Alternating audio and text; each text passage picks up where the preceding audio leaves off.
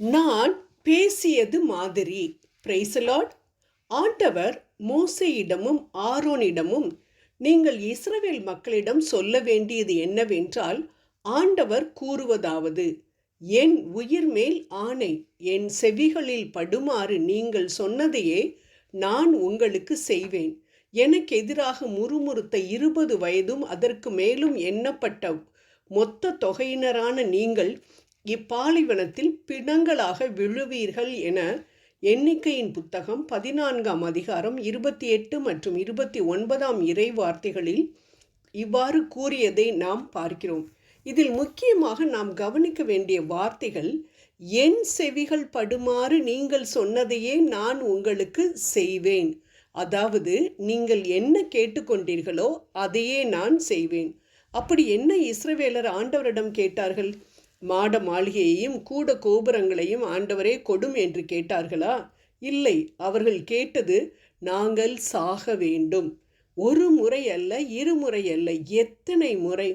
செங்கடலுக்கு முன்னால் விடுதலை பயணம் 14, 11 மற்றும் 12, இறைச்சி வேண்டும் என புலம்பிய பொழுது விடுதலை பயணம் 16:3, கானானை குறித்து எதிர்மறையான அறிக்கையை ஒற்றர்கள் சொன்ன பொழுது எண்ணிக்கை 14:2, காதேஷில் தண்ணீர் இல்லாமல் இருந்த பொழுது எண்ணிக்கை 20:3 என்று எந்த துன்பம் வந்தாலும் நாங்கள் இந்த பாலைவனத்தில் செத்தான் நல்லா இருக்கும் என்று சொன்ன வார்த்தைகளை வைத்து தான் ஆண்டவர் சொல்கிறார், நீங்கள் தானே சாக வேண்டும் என என்னிடம் சொன்னீர்கள், அதனால் நீங்கள் சொன்னபடியே செத்துப்போங்கள்.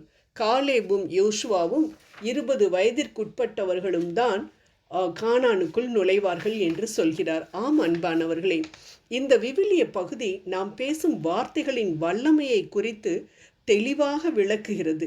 ஏதோ வாய்க்கு வந்ததை அவர்கள் பேசினார்கள், ஆனால் அவர்கள் பேசிய வார்த்தையை ஆண்டவர் உன்னிப்பாக கவனிக்கிறார் என்பதை எவ்வளவு அருமையாக இங்கு சொல்கிறார் பாருங்கள்.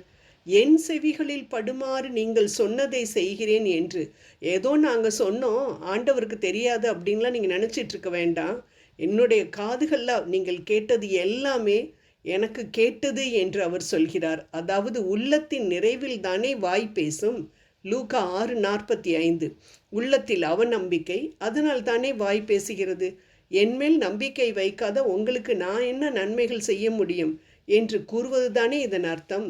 ஆம் அன்பானவர்களை, நம் வாழ்க்கையை கெடுப்பதற்கு பிசாசு நம்மை ஏதாவது ஒரு பாவத்தை செய்ய வைக்க வேண்டும் என்ற அவசியமே இல்லை.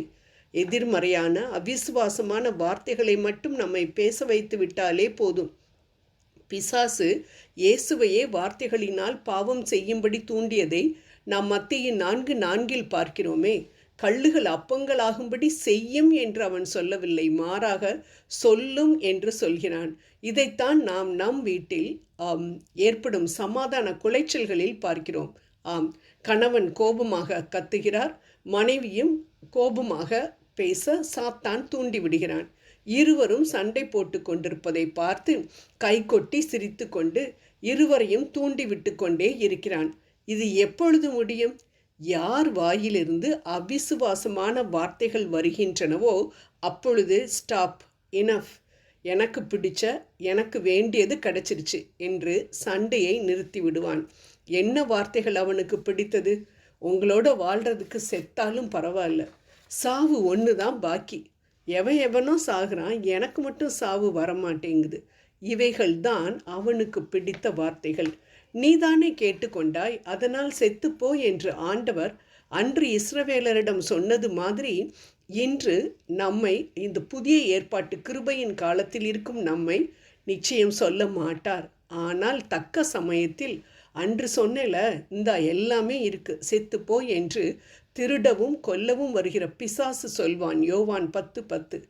ஆனால் நமக்காக உயிரை கொடுத்த ஆண்டவர் உயிர் பிரியும் நேரத்தில் தன்னை ஏற்றுக்கொண்ட நல்ல கல்வனைப் போல என் மகன் மகள் மனம் மாற மாட்டாளா என்று எதிர்பார்த்து காத்து கொண்டிருக்கும் அவர் நாம் வீணாக பேசும் வார்த்தைகளுக்கு கணக்கு கொடுக்க வேண்டும். மத்தேயு 12:36 என்பதை நினைத்து மனம் வருந்தி மன்னிப்பு கேட்டால் மன்னிக்க தயாராக இருக்கிறார். ஜெபம் செய்வோம்.